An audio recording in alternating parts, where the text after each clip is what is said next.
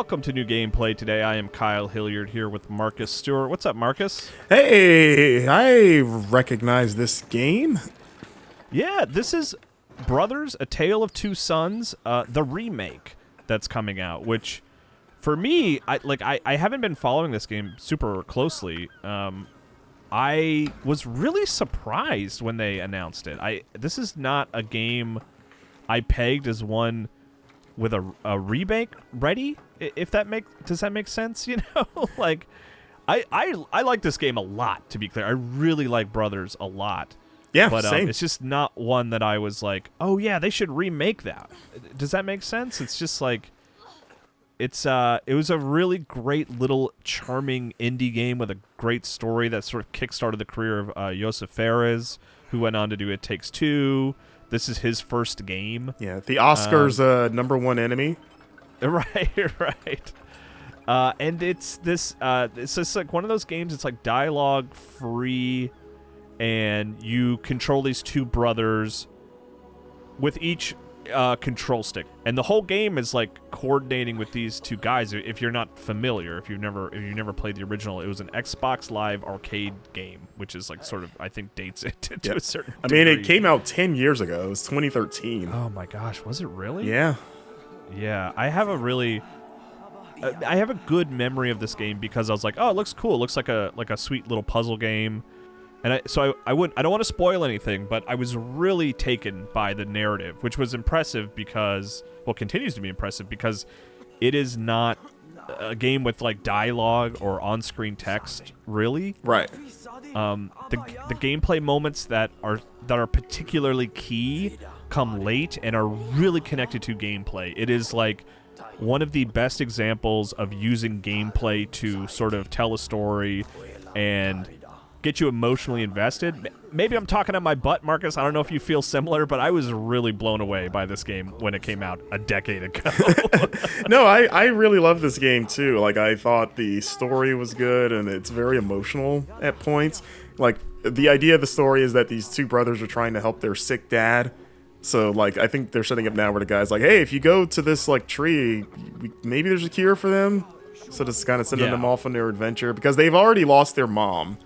I forget if the game, because again, it's all like I said, no dialogue. I forget what the like reasoning is for their mom being gone, or if they even touching it. But it's like it's in the opening cutscene. It is the opening moment of the game. Okay, yeah. So it's like, okay, they don't want to lose their other parent, so you know they gotta get out there. What's striking about this, because they remade the game in Unreal Engine 5, and also it's a different developer. I forgot the developer of this one, but Starbreeze was the original developer.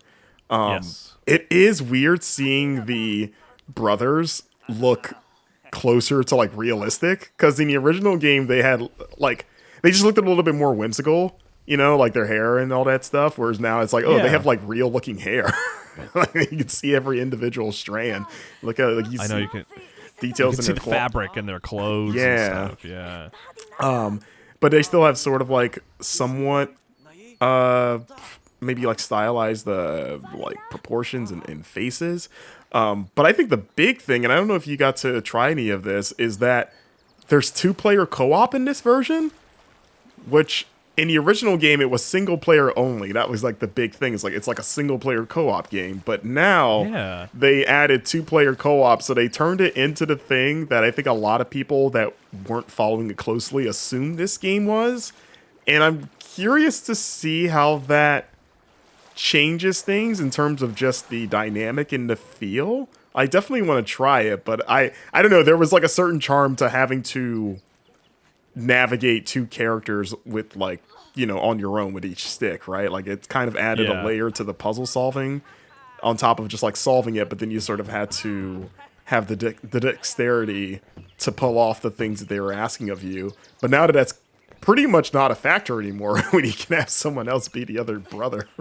Yeah, it kind of breaks your brain a little bit. Like, it is tricky to be like, okay, I have to think about 2 control sticks and 2 characters and talk to Marcus. And not a lot of games have done it. Like Bayonetta Origins last year did it. But outside of that, the only other game I could think of that really leaned into that was The Adventures of Cookies and Cream, if anyone remembers that. Of course, From Software. Yeah, exactly. Pre-Dark Souls. Their greatest game before Dark Souls. They should bring that back. Yeah. That would be funny if that's what they, we brought back Armored Core and it was a huge hit. We're ready to bring back one of our other franchises. Ladies and gentlemen, Cookies and Cream. It's finally here. I unironically want that. Yeah, I'd be okay with that. That'd be fun. I'm sure they'd like a break from just dark, terrible, brooding, fantasy medieval horror and, or sci-fi capitalistic horror in Armored Core 6. Go back to Cookies and Cream. But yeah, the other thing that I like about Brothers a lot was it introduced us all to Josef Fares, who it was one of those occasions where I've had this a couple times in my career where I've played a game and I liked it so much that I was like, oh wait, I can talk to the people who made this. I have the ability to do that. Like, being in the position I am, I can do that. And he was like an early example for me of the second I finished the game, I was like, what's this guy's email address? I want to get in touch with them and talk to them about this game. And Ferris is like just a really open and like fun developer to talk to who doesn't really censor himself very much in a way that's really thrilling. And it's funny that you bring up the co-op thing because I remember one of the quotes I got from him in this interview, which I will link. If you go to GameInformer.com and you see where this episode of New Game Played it is, I'll link to the interview. I asked him about people playing the game co-op, and he was like, "That is not how I designed the game. I don't want people to play that game that way. I would rather cut off my own hands than have people play this game co-op." Is what he said, and I quote. That's so. What do you think he thinks about this? Then we should talk to him. I don't know. I mean, is he? And this is a question I just maybe I should have done a little research on. Is he involved at all? Do you know? It's a different developer, and obviously, like Josef Fares started his own studio of Hazelight. Yes. Like he hasn't been at Starbreeze for a very long time, so yeah, he's doing his own thing. He's even more removed from it now. But yeah, I don't remember hearing anything with him involved in this. But maybe we should reach out and see. Like, so are you good? Yeah. How's the hand cutting going? Yeah. Josef. I wonder if he's probably changed. I wonder if he's changed lately. He's like, well, I just want people to play the game however they want to play it. Because that's really maybe the better approach. I mean, he's also made he's known as the co-op guy, which is hilarious because he did A Way Out and It Takes Two, which are co-op only games. Just hearing that, you're like, aren't you like Captain Co-op at this point? So maybe now he's like super cool. We actually did a feature with him where we played It Takes Two with him, which was very fun. Oh, really? Yeah. Oh, that's cool. I don't think I've ever seen that. Yeah, it's a video. You can find it on Game Informer's YouTube channel. But yeah, I remember the first time I was like aware of him was the Game Awards thing. The infamous like F the Oscars Game Awards thing. And I remember sitting there, and I think I tweeted this or put it on Facebook at the time, saying, like, finding out that this is the guy that made Brothers: A Tale of Two Sons is like finding out that Spirited Away was made by Stone Cold Steve Austin.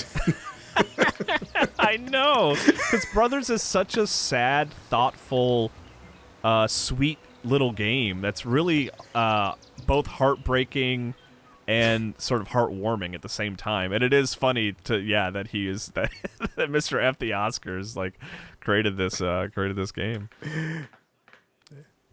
But I just want to show off a little bit of the game. I'm interested to play the full thing. I think I will play it again because it's not a particularly long game, and I really like it, and I haven't played it since it launched, really. So I like having an excuse to go back to it, and I'm curious. So far, it seems like really the changes are aesthetic, as opposed to like making radical changes to gameplay or anything like that. I haven't seen any big gameplay changes. At least outside of the two-player co-op. Yes, yeah, that I would be curious to try that out. But I mean, I know that this game goes into some interesting fantasy directions, and there's like I recommend it. If you've never played Brothers and you're at all intrigued by the remake, I would recommend it. It's a good game. Yeah, I'm excited to play it. I think I want to play it in co-op. It's like I think I have my memory of playing it the traditional way, but I would like to play the whole game with co-op just to see how that changes things. Especially there's some points later in the story that I would like to know how playing with 2 players handles them. Right, yeah, that would be because it can get tough for sure. Just in terms of puzzle, it's not really an action game, but there are sort of actiony moments. But yeah, Marcus, thanks for sitting in and taking a look at the preview version here with me. I thank you for your time. Yeah, for sure.